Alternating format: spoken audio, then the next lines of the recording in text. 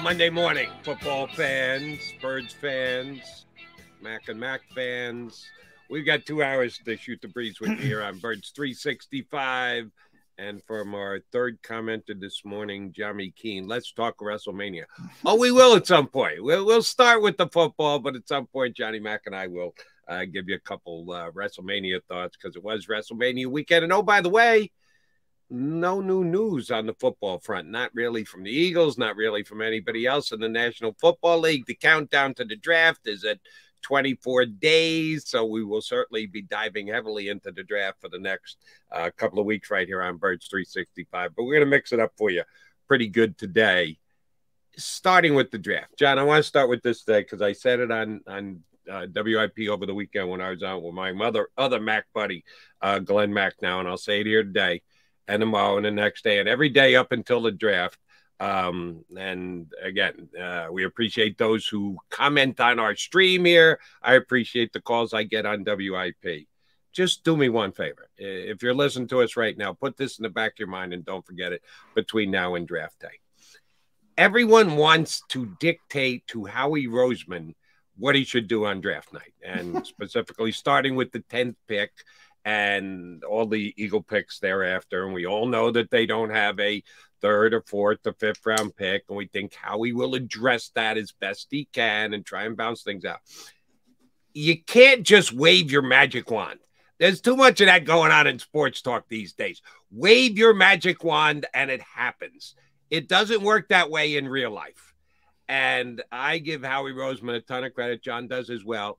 He's one of the best Monty Hall players of the NFL draft in trading and making moves and bouncing draft and getting future draft pick. And he's phenomenal at it. Has been since he retook over from Chip Kelly. And if I were a betting man, I'd say he'd probably get it done again this year. But you can't just will it into existence. And the way some people, well, the Eagles will trade back to number 14 because at 14 they can take player X and they'll get value in Philadelphia. Well, who's at 14? Who are you trading back for? What trade are you making? You can't just look at the board and go, oh, here's where I want to move to because here would be the perfect spot. And Eagles could take this player and they would get both back. Yeah, but somebody's got to make a trade with you, okay? You can't just say, I'd like to select my position in the first round and make it right here because I know the first 19 players will be taken. So the perfect guy will be sitting there for the Eagles at 20. It doesn't work that way, okay? So don't do that to Howie Roseman. That's not fair to him. Howie will try. He's very good at it. He's smart. He will play the game and work the phones during those 15 minutes between picks in the first round as best he can. But then don't chastise him afterwards if it doesn't perfectly work out the way you want because he can't make it happen. He can try and make it happen, but he can't just make it happen. So I'm getting that qualifier out there. We're 3.5 weeks away from the draft, but it's already bugging the snot out of me that people are dictating exactly. If you want to say, here's who I take at 10, here's who I take at 30. Okay, fine. The Eagles have those 2 picks right now. Here's who I take at 18. Well, you don't friggin' I like it. Pick number 18. I like it, Jody. You're getting all worked out. I like the term dictate. I think that's a good word to use, good adjective. People want to dictate everything. They want to dictate who wins the main events of WrestleMania. They want to dictate. Johnny Mac got that right. I got that wrong. I thought they were going to give it to Cody. I was wrong. Yeah, they want to dictate, that everyone believes what they believe. Never mind in a bigger sense. They want to dictate everything. One of the things that amuses me is, there's 31 other stinking teams. There's 31 other teams, and they all have their own agendas. Sometimes you like a player and you don't even get the player because he doesn't get to you. Right. Sometimes you want to trade, but you can't trade because nobody wants to trade with you. So the assumption is, well, just move down to 17 to get I mean, it's absurd. But, you have all these mock draft sort of databases that allow fans to plug in names, and they say, you can trade this pick for this pick. And they do a good job. Don't get me wrong. They have the trade chart. The valuation's pretty good. But again, that's not real life. It might be fun to do, but it's not real life. And, Russell Wilson's the best example of this. The Eagles in a lot of ways, Russell Wilson is the reason Jalen Hurts is here because, they liked Russell Wilson, but they didn't want to draft him in the second round. They wanted him in the third round. Then all of a sudden, Seattle goes, you know what? We want Russell Wilson right ahead of you. And the Eagles have been lamenting that ever since. Not anymore because they got Jalen Hurts. But one of the reasons, they took Jalen Hurts in the second round, they didn't need him at the time. They didn't know everything was going to go wrong with Carson Wentz. But they didn't want another Russell Wilson situation. Wait to the third round. Maybe that would have been more prudent at the time. But they said, you know what? We don't want to lose this kid. Let's just take him. Let's get it out of the way. And a lot of things happened, some bad, because that contributed to Carson's mental free fall. And a lot more good because Jalen Hurts turned out to be Jalen Hurts. But you constantly lose guys. I talk all the time about running backs, and we talked about it with Bijan Robinson. And I think Blake Bedenfield, who we had on last week, gave the best case for him. Well, there's like 5 blue chip players in this draft in his thoughts, and he's one of them. So that to me is the best case. That is the best sort of legal case to take him, where you're arguing, well, yeah, the position isn't, but this isn't a great draft when it comes to true blue chip players. And if you take somebody at a more valuable position, he's not going to be as good at his position. It's not going to happen, but I think that's the best case he can lay out there. But I always go back to 2017. Yes, the Eagles would have took Christian McCaffrey, but guess what? He was taken at number 8. It wasn't in the equation. A couple years ago, they would have taken J.C. Horn. He was taken. They would have taken Patrick Surtain. He was taken. Other teams are involved, people. Other teams are involved. And by the way, they would have took Zach Wilson. What a disaster that would have been. If you go way up, they thought they weren't in it, correctly. They weren't in a position to get him. They loved him. There's other teams involved.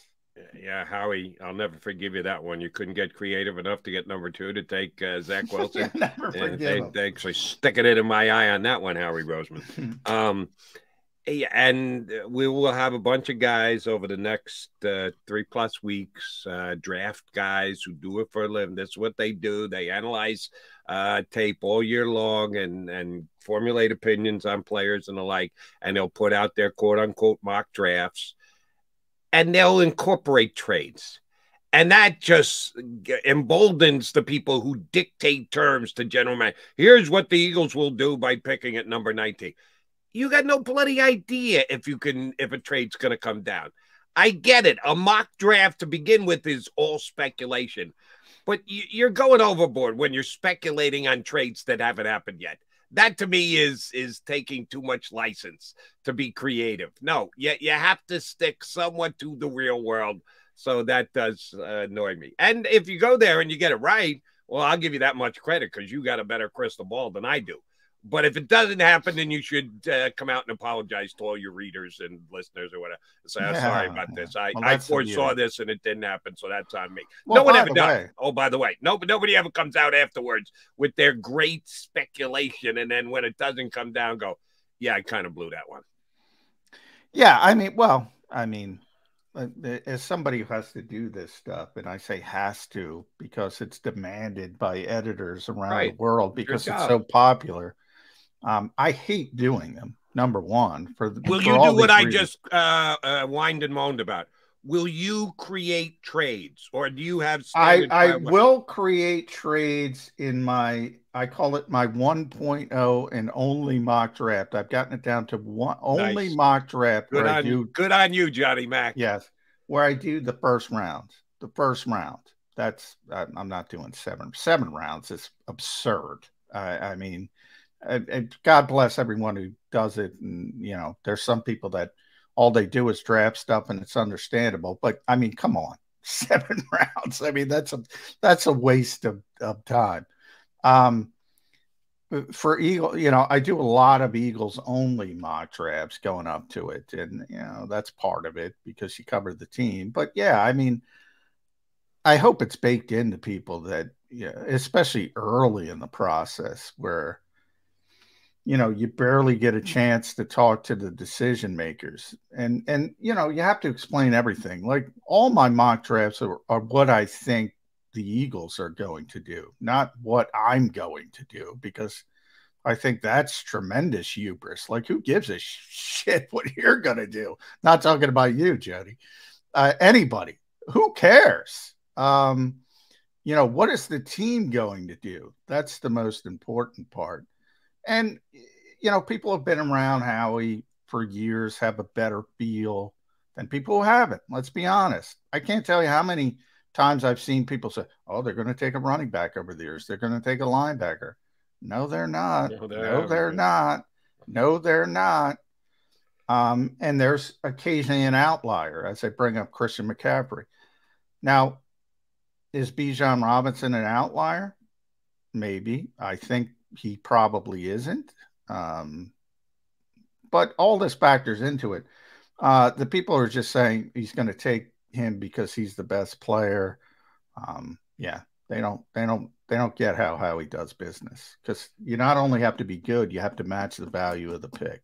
All right, one thing, one name you threw out there that I did want to get to at some point today, since you already brought it up, we'll go there now. Still hanging on the unemployment line is Carson Wentz. You brought up Jalen Hurts and the fact that he contributed to maybe the mental breakout of Carson Wentz, and things haven't gone well for Carson Wentz since. First Eagles, then Colts, then Commanders, and now gainfully unemployed. As I mentioned, we're 24 days away from the draft. That's a key date when you're a backup quarterback who doesn't have a team. A lot of backup quarterbacks have already signed, and teams have their depth charts and their draft charts.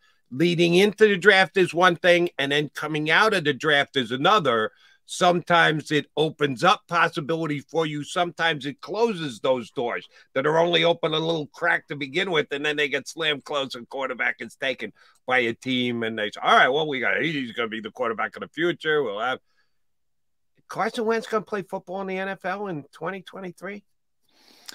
I think so, but a lot of it has to do with his mindset where he is right now. Like, he's going to have to accept where he is in life, and that's a backup quarterback with, that's a different mindset for him. This is a guy who was once the number 2 overall pick. This is a guy who was once the face of the franchise. This is a guy who, Indianapolis traded valuable assets for mistakenly. Even Washington traded valuable assets for mistakenly. Everybody thinking they could, solve the Carson Wentz equation because of what they saw in 2017 and to a certain degree 2018, even 2019, before he kind of fell off the table, where he was, even past the injury. I think we all could agree he was a good quarterback. I mean, when he led the team to the playoffs and he got injured early against Seattle, that's probably where things tilted in the other direction. But he was a good quarterback at the time. So, people thought they could uncover and create, sort of what was before, and now we're past that. Nobody's doing that. But there aren't a lot of good quarterbacks in this league, and there aren't a lot of good backup quarterbacks in this league, and the names get pretty scary. So number one is, does he want to play? Will he accept, $3 million a year to play, or $4 million? I don't know. But if he doesn't, he's not going to play. So a lot of it is up to him. Somebody will sign him to be a backup quarterback because there are no backup quarterbacks. And he's also going to have to sell himself a little bit in the fact that, he's got this reputation now, right or wrong. And I say this with everybody, from, any player that has sort of reputation, and sometimes it's fair and sometimes it's not fair, but fair and not fair doesn't matter. It exists. Whether you want to complain about it or not, it exists, and you gotta sell people that you're not going to be a problem in the locker room as well. And I know you weren't out at the combine this year, Excuse me. But it was fairly widely reported that Carson Wentz was there, that he was there to try and sell himself to a couple of teams that he is good with being a backup quarterback, that he understands his lot in life, that he still wants to continue to play football. And truth be told, I was kind of surprised that he even did that. I thought that he would try and distance himself from the fact that he's a guaranteed backup, no chance to be a starter in the league. And I thought it was a good sign that if he was willing to go to those lengths, and again, this was all reporting. I wasn't there. I didn't see it for myself. I didn't hear from anyone who directly said, here's what Carson Wentz said to me in a meeting while I was out there. But just the fact that people reported that he was, I thought that improved his chances to potentially get a job. He didn't get one. And that was before free agency started, before everything kicked in. And now we've seen all the free agent quarterbacks that are signed, and he still doesn't have a job. That does not bode well. I would say it's on the downside of 50-50. You think it's on the upside. You still think there's a better than 50-50 chance he's going to be on somebody's roster this year.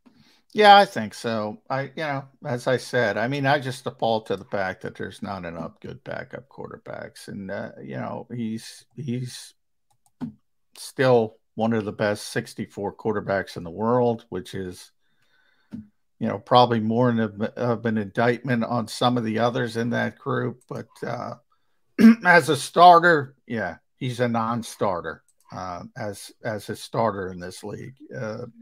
But as a backup, you could do a lot worse than Carson Wentz. And that's just from a pure football standpoint. Again, his biggest problem is probably the reputation issues at this point, to be honest. Right. There's still a couple of guys. Most teams already have a minimum of 2 quarterbacks, and some already have 3 on their roster, and that's with not adding any rookies this upcoming year. And I'd take my chances with Matt Ryan. Now, again, you made a good point in that a lot of it has to do with where is your head at. If Matt Ryan understands now he's going to be a backup quarterback, he's going to go in, he's going to mentor some young kid, blah, blah, blah. Oh, I'd rather have him than Carson Wentz. I'd rather have Teddy. So would I, but I'd rather have Teddy Bridgewater than Carson Wentz.